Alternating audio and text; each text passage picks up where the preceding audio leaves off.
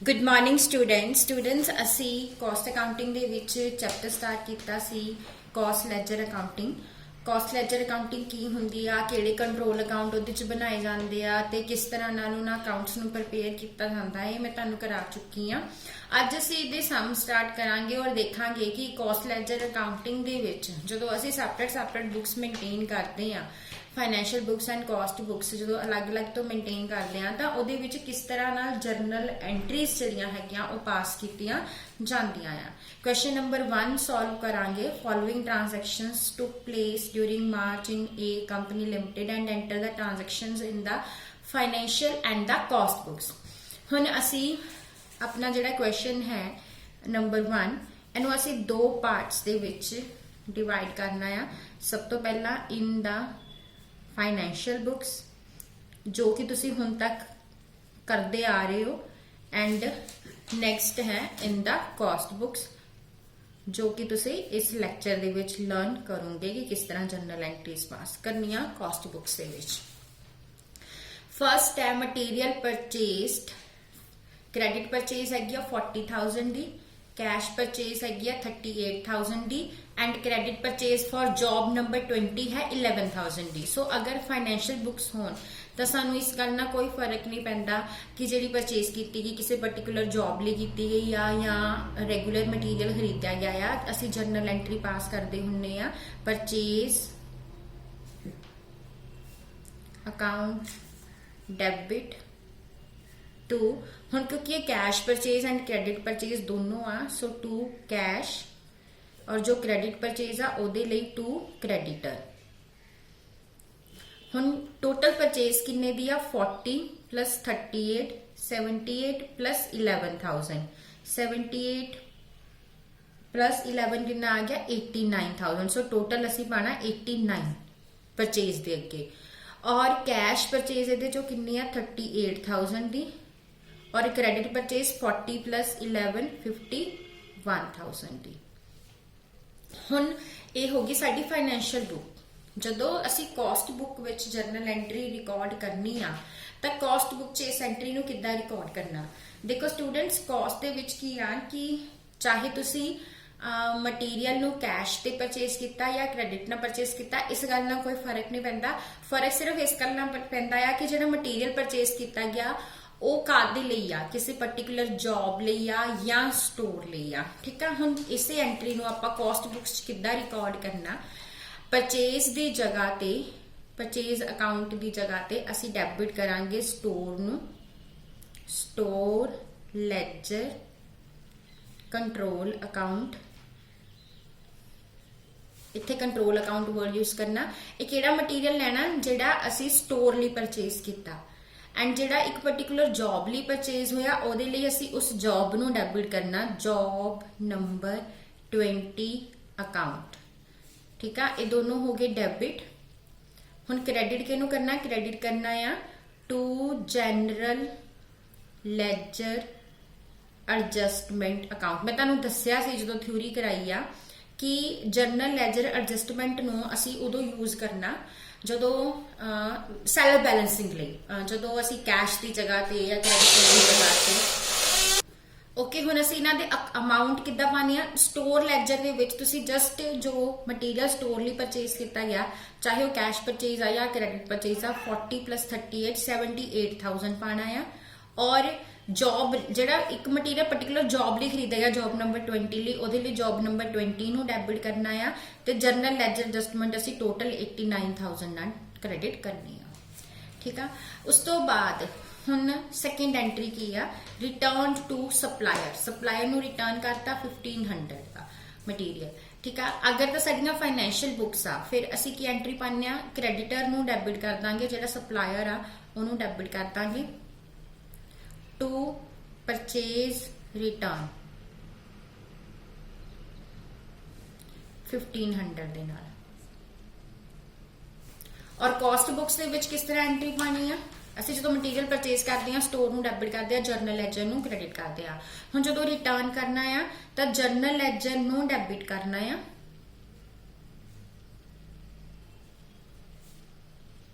ਤੇ ਕ੍ਰੈਡਿਟ ਕਿਹਨੂੰ ਕਰਨਾ, ਸਟੋਰ ਨੂੰ, to store ledger control account. 1500 ਦੇ ਨਾਲ। ਉਸ ਤੋਂ ਬਾਅਦ ਨੈਕਸਟ ਕੀ ਆ, ਥਰਡ ਐਂਟਰੀ ਦੇਖੋ, direct material issue to job. Material job ਨੂੰ ਜੋ ਇਸ਼ੂ ਕੀਤਾ, ਦੇਖੋ ਫਾਈਨੈਂਸ਼ੀਅਲ ਬੁੱਕਸ ਦੇ ਵਿੱਚ ਤਾਂ ਤੁਸੀਂ ਇਸ ਚੀਜ਼ ਨੂੰ ਕਦੀ ਵੀ ਰਿਕਾਰਡ ਕੀਤਾ ਹੀ ਨਹੀਂ ਕਿ ਮਟੀਰੀਅਲ ਜੌਬ ਨੂੰ ਇਸ਼ੂ ਕੀਤਾ ਹੈ, ਇਹਦੀ ਕਦੀ ਐਂਟਰੀ ਨਹੀਂ ਪਾਸ ਕੀਤੀ। ਸੋ ਇੱਥੇ ਵੀ ਫਾਈਨੈਂਸ਼ੀਅਲ ਬੁੱਕਸ ਦੇ ਵਿੱਚ no entry, but cost books ਦੇ ਵਿੱਚ ਅਸੀਂ ਇਹਨੂੰ ਰਿਕਾਰਡ ਕਰਦੇ ਹਾਂ। ਜਦੋਂ ਵੀ ਮਟੀਰੀਅਲ ਇਸ਼ੂ ਹੁੰਦਾ ਆ ਕਿਸੇ ਜੌਬ ਨੂੰ ਤਾਂ WIP ledger control account debit ਕੀਤਾ ਜਾਂਦਾ ਆ ਤੇ ਸਟੋਰ ਲੈਜਰ ਜਿੱਥੋਂ ਮਟੀਰੀਅਲ ਇਸ਼ੂ ਹੋਇਆ ਸਟੋਰ ਲੈਜਰ ਕੰਟਰੋਲ ਅਕਾਊਂਟ ਨੂੰ ਕ੍ਰੈਡਿਟ ਕਰਦੇ ਆ। ਡੈਬਿਟ ਕਿਹਨੂੰ ਕਰਨਾ ਆ, WIP ਨੂੰ ਜਦੋਂ ਮਟੀਰੀਅਲ ਇਸ਼ੂ ਹੋਣਾ, ਔਰ ਕ੍ਰੈਡਿਟ ਕਿਹਨੂੰ ਕਰਨਾ, ਸਟੋਰ ਨੂੰ। ਅਮਾਉਂਟ ਹੈ 54,000। ਉਸ ਤੋਂ ਬਾਅਦ ਫੋਰਥ ਹੈ ਇਨਡਾਇਰੈਕਟ ਮਟੀਰੀਅਲ ਇਸ਼ੂਡ। ਇਹਦੀ ਵੀ ਫਾਈਨੈਂਸ਼ੀਅਲ ਬੁੱਕਸ ਦੇ ਵਿੱਚ ਕੋਈ ਐਂਟਰੀ ਨਹੀਂ ਪੈਣੀ, ਬਟ ਕਾਸਟ ਬੁੱਕਸ ਦੇ ਵਿੱਚ ਜਿਹੜਾ ਮਟੀਰੀਅਲ ਡਾਇਰੈਕਟ ਹੁੰਦਾ ਉਹਦੇ ਲਈ WIP ਨੂੰ ਡੈਬਿਟ ਕਰਦੇ ਆ, ਔਰ ਜੋ ਮਟੀਰੀਅਲ ਇਨਡਾਇਰੈਕਟ ਹੁੰਦਾ ਉਹਦੇ ਲਈ ਪ੍ਰੋਡਕਸ਼ਨ ਓਵਰਹੈਡਸ ਨੂੰ ਡੈਬਿਟ ਕੀਤਾ ਜਾਂਦਾ ਆ। Production overhead control account debit. Credit ਕਿਹਨੂੰ ਕਰਨਾ, ਸਟੋਰ ਨੂੰ, to store ledger control account. Amount है 1400 का, सो 1400 ना एंट्री पास कर देनी। नैक्सट आ material return from job to store. हुण मटीरियल रिटर्न होया जॉब तो स्टोर नू, फाइनैंशियल बुक्स दे विच no entry, and cost books दे विच जदों मटीरियल रिटर्न होएगा तां स्टोर नू डेबिट कर दांगे, store ledger control account debit, and WIP जिथों मटीरियल आया ਉਹਨੂੰ ਕ੍ਰੈਡਿਟ ਕਰ ਦਾਂਗੇ, WIP ਲੈਜਰ ਕੰਟਰੋਲ ਅਕਾਊਂਟ। ਕਿੰਨਾ ਮਟੀਰੀਅਲ ਰਿਟਰਨ ਹੋਇਆ, 1200 ਦਾ।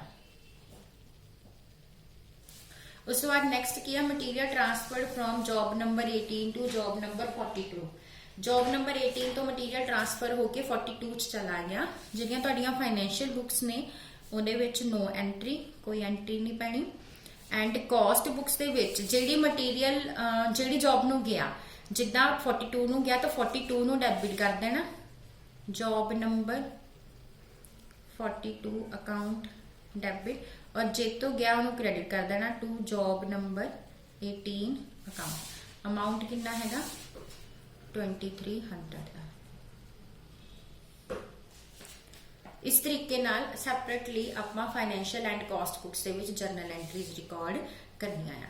हुण नैक्सट क्वेश्चन देखो, क्वेश्चन नंबर 2। ये तां एंट्री सीगियां मटीरियल नाल रिलेटेड। हुण नैक्सट एंट्रीज ने वेजिस दियां। Question number 2, enter the following transactions in the financial and cost books. Wages दित्तियां होईयां सानू टोटल 5000 दियां, ਉਹਦੇ ਵਿੱਚੋਂ ਡਿਡਕਸ਼ਨਸ ਹੋਈਆਂ ਆ ਇੰਪਲੋਈਜ਼ ਪ੍ਰੋਵੀਡੈਂਟ ਫੰਡ ਦੇ, state insurance premium and income tax ਦੀ, and net wages to be paid in cash ਦਿੱਤੀਆਂ ਹੋਈਆਂ, ਤੇ ਇੰਪਲੋਇਰ ਦੀ ਕੰਟਰੀਬਿਊਸ਼ਨ ਦਿੱਤੀ ਹੋਈ ਆ PF ਨੂੰ ਐਂਡ ਸਟੇਟ ਇੰਸ਼ੋਰੈਂਸ ਨੂੰ। From the wage analysis book we find the following detail of total wages. Direct labour ਜਿਹੜੀ ਆ 3300 ਦੀ ਆ, ਐਂਡ ਇਨਡਾਇਰੈਕਟ ਫੈਕਟਰੀ ਲੇਬਰ 1000 ਦੀ ਆ। ਸੈਲਰੀਜ਼ ਟੂ ਐਡਮਿਨਿਸਟ੍ਰੇਟਿਵ ਸਟਾਫ 500 ਆ, and salaries to selling and distribution staff ਹੈਗੀ ਆ 600।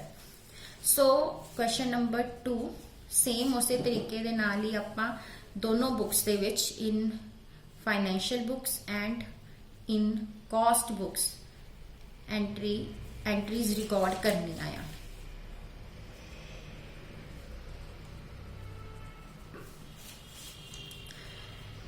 First of all financial books wages जड़ियां हैगियां 5000 दियां है, जिसचो आफ्टर डिडक्शन अमाउंट बनता पाया 4475, but employer the contribution add करके बनता पाया 4875। बट अगर असी इंप्लॉयर की कंट्रीब्यूशन वेजिस ऐड करिए, वेजिस 5000 दी आया तो टोटल वेज कॉस्ट जी बनती पई 5400 की बनती है। सो एंट्री की पैनी आ wages account debit to cash जो पेमेंट की जाऊगी उहदे लई, एंड जो फर्दर डिडक्शंस ने like employees provident fund, state insurance premium,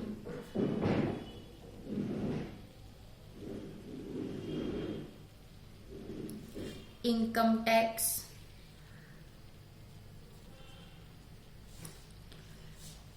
हुन टोटल वेजेस असी हुनी बनाई 5000 च इंप्लॉयर की कॉन्ट्रीब्यूशन ऐड करके बनता पे 5400 और जो नैट वेजेस पे की गई है 4475 कैश जो पे किया गया। हुन employees provident fund employee the provident fund असी 320 इंप्लॉय का शेयर एंड 320 इंप्लॉयर दोनों का शेयर लेना 320 प्लस 320 कितना आएगा 640। State insurance 160 plus 80 240 and income tax 45। हुण इहदा सारे दा टोटल करके देख लो तुहाडा 5400 बनना चाहिए।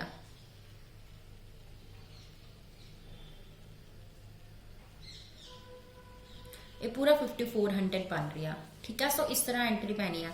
उस तो बाद जो डिडक्शंस कीतियां ने उन्होंने डिपॉजिट कराना इंप्लॉइज पीएफ अकाउंट डेबिट,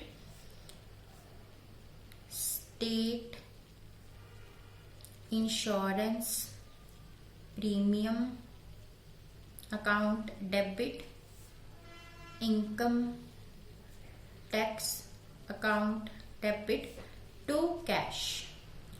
हुणे जिन्ना भी असी डिडक्शंस कीतियां सी 640 employees provident fund 240 insurance premium 45 income tax ये टोटल पे कर देना 925 टोटल साडा बन जाएगा। हुण नैक्सट आ जाओ कॉस्ट बुक्स से। कॉस्ट बुक्स विच की एंट्रीज रिकॉर्ड करनिया। सब तो पहला जो साडियां टोटल वेजेस ने उहदे लई आपां डेबिट करना wages control account debit and payment लिए क्रेडिट करना to general ledger adjustment account. सानू कॉस्ट बुक्स विच इस गल ना कोई लेना देना नहीं है कि विचों प्रोविडेंट फंड कितना कट्टा गया, इंश्योरेंस प्रीमियम कट्टा गया। ये सारियां चीज़ां आपां फाइनैंशियल बुक्स दे विच देखदे आ, कॉस्ट च नहीं देखते। कॉस्ट च तां असीं ये देख रहा कि ये डायरैक्ट लेबर कितनी है, इनडायरैक्ट लेबर कितनी है, जो कि सानू नीचे इन्फॉर्मेशन दित्ती हुई आ कि डायरैक्ट लेबर हैगी 3300 दी, इनडायरैक्ट हैगी 1000 दी, एडमिनिस्ट्रेटिव स्टाफ दियां salaries 500, selling and distribution staff दियां सैलरीज 600। सो हुण असीं ओनू रिकॉर्ड करना जिहड़ी तां तुहाडी डायरैक्ट लेबर आ उहदे लई डेबिट करांगे WIP नूं।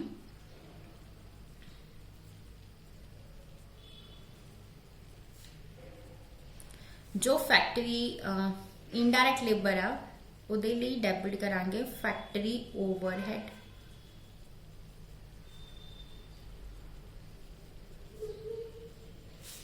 और जो एडमिनिस्ट्रेटिव स्टाफ दियां सैलरीज ने उहदे लई डेबिट करांगे एडमिनिस्ट्रेटिव ओवरहेड,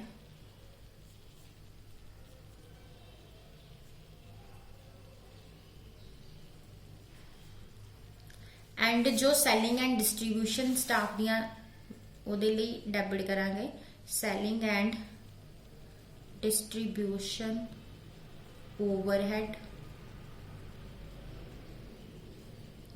और क्रेडिट किनू करना वेज नू, क्योंकि असी वेजिस नू ही मतलब कि डिवाइड किया विचों किन्नियां डायरैक्ट आ, किन्नियां इफेक्टिव दियां हैगियां, किन्नियां एडमिनिस्ट्रेटिव दियां आ, किन्नियां सेलिंग दियां आ।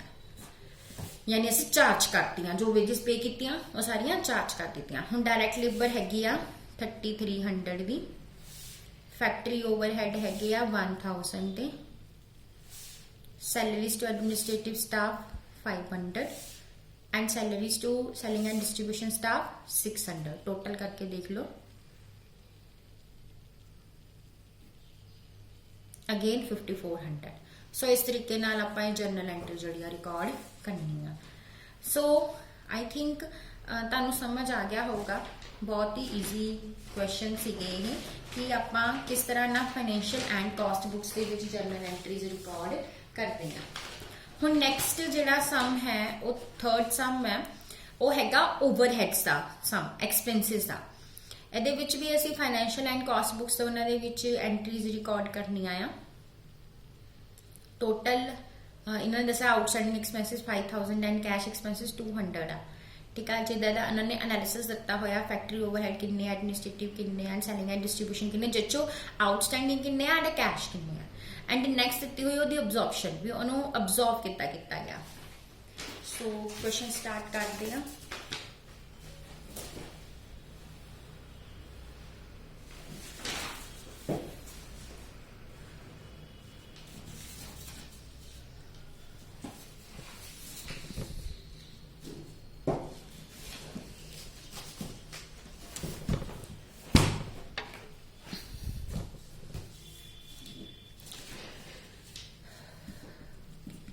अगेन असी बोथ बुक्स दे विच एंट्रीज रिकॉर्ड करनियां आ इन फाइनैंशियल बुक्स एंड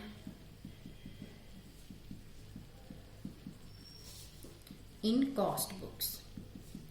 सब तो पहला फाइनैंशियल बुक्स दे विच फस्ट ऑफ ऑल पे किए जा रहे factory overheads, factory expense word use करांगे आप फाइनैंशियल बुक्स दे विच। Factory expense account debit to cash account and to factory expense outstanding, क्योंकि टोटल देखो फैक्ट्री एक्सपेंस है 2120 दे, जिहदे चो कैश कितना पे किया गया 120 एंड आउटस्टैंडिंग किन्ने आ 2000। उस तो बाद आ एडमिनिस्ट्रेटिव एक्सपेंस,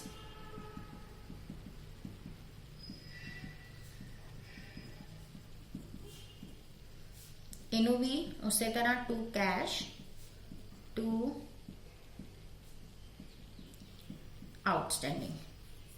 ये टोटल है 1010 दे, जिसों कैश पे किया गया 10 एंड आउटस्टैंडिंग आ 1000। उस तो बाद थर्ड आ सेलिंग एंड डिस्ट्रीब्यूशन एक्सपेंस।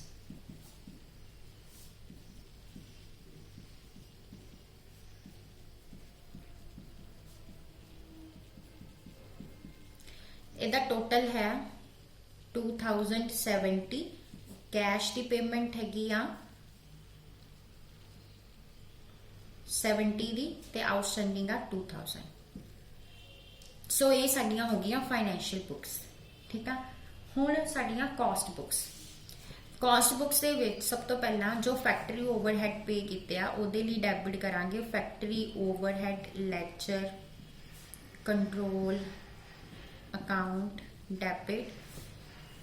आप इकट्ठी एंट्री पास कर लेने आ जो एडमिनिस्ट्रेटिव कीते आ उहदे लई administrative overhead control account debit, और जो सेलिंग एंड डिस्ट्रीब्यूशन कीते आ उहदे लई सेलिंग एंड डिस्ट्रीब्यूशन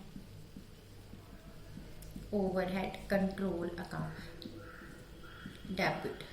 और पेमेंट ली क्रेडिट किनू करना टू जनरल लेजर एडजस्टमेंट। इत्थे पर टोटल लेना, इन्ना सानू कोई फर्क नहीं पैंदा भी कैश बुक्स दे विच कि एक्चुअली कितना पे किया गया, कैश कितना पे किया गया एंड आउटस्टैंडिंग कितना। साडा इन्हां सारियां दा टोटल बनदा पिया 5200। सो इत्थे आ जाना 5200। फैक्ट्री ओवरहेड है 2120 दे, एडमिनिस्ट्रेटिव 1010 दे एंड सेलिंग एंड 2070 दे। हुण नैक्सट आ इहदी अब्जॉर्प्शन। जो साडे फैक्ट्री ओवरहेड्स ने वो असी अब्जॉर्व करते हुन्ने आ WIP नूं। सो एंट्री पैनी है WIP ledger control account debit to factory overhead control account. हुण अब्जॉर्प्शन कितनी हुई है? अब्जॉर्प्शन हुई है ओनली 1900 की। सो एंट्री पानी है 1900 के नाल। हुण देखो पेमेंट हुई सी 2120 दी, बट अब्जॉर्प्शन हुई है 1900 दी। इहनूं असीं अंडर अब्जॉर्प्शन कहांगे, और ये अंडर अब्जॉर्प्शन किन्ने नाल आ 220 दे नाल आ। ठीक है, सो इहनूं इहदी एंट्री असीं बाद चों पास करांगे। जो भी अंडर एंड ओवर अब्जॉर्प्शन है असीं सारी कॉस्टिंग P&L नूं चार्ज कर देनी है। उस तो बाद जिहड़े एडमिनिस्ट्रेटिव ओवरहेड्स आ वो पाने हुंदे आ असीं फिनिश्ड गुड्स दे विच। Finished goods control account debit to administrative overhead control account. ये है हुई है चार्ज 1050। ਇਹ ਓਵਰ ਅਬਜ਼ੌਰਬ ਆ 40 ਨਾ। ਉਸ ਤੋਂ ਬਾਅਦ ਆ ਸੈਲਿੰਗ ਐਂਡ ਡਿਸਟ੍ਰੀਬਿਊਸ਼ਨ। ਇਹ ਅਸੀਂ ਚਾਰਜ ਕਰਨੇ ਹੁੰਦੇ ਆ ਕਾਸਟ ਆਫ ਸੇਲ ਨੂੰ। Cost of sale account debit to selling and distribution overhead account. ਇਹ ਕਿੰਨੇ ਪਾਏਗਾ 2000 ਦੇ। ਇਹ ਵੀ ਅੰਡਰ ਅਬਜ਼ੌਰਬਡ ਆ। ਦੇਖੋ ਜਿਹੜੇ ਤਾਂ ਅੰਡਰ ਅਬਜ਼ੌਰਬਡ ਨੇ ਉਹਦੇ ਲਈ ਅਸੀਂ ਕਾਸਟਿੰਗ ਪੀ ਐਂਡ ਐਲ ਨੂੰ ਡੈਬਿਟ ਕਰਨਾ ਆ। Costing P and L account debit to ਕਿਹੜੇ ਕਿਹੜੇ ਨੇ, ਇੱਕ ਤਾਂ ਫੈਕਟਰੀ ਓਵਰਹੈਡ ਨੇ ਅੰਡਰ ਅਬਜ਼ੌਰਬ, ਇੱਕ ਸੈਲਿੰਗ ਐਂਡ ਡਿਸਟ੍ਰੀਬਿਊਸ਼ਨ ਨੇ।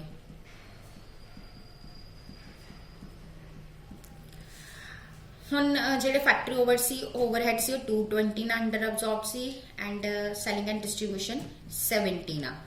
ਸੋ ਟੋਟਲ 290 ਨਾ ਐਂਟਰੀ ਪੈ ਗਈ ਇਹ। ਹੁਣ ਜਿਹੜੇ ਸਾਡੇ ਫਿਰ ਐਡਮਿਨਿਸਟ੍ਰੇਟਿਵ ਓਵਰਹੈਡਸ ਆ ਇਹ ਓਵਰ ਅਬਜ਼ੌਰਬ ਨੇ। ਇਹਦੇ ਲਈ ਅਸੀਂ ਕਾਸਟਿੰਗ ਪੀ ਐਂਡ ਐਲ ਨੂੰ ਕ੍ਰੈਡਿਟ ਕਰਨਾ ਐਂਡ ਐਡਮਿਨਿਸਟ੍ਰੇਟਿਵ ਓਵਰਹੈਡ ਨੂੰ ਡੈਬਿਟ ਕਰਨਾ।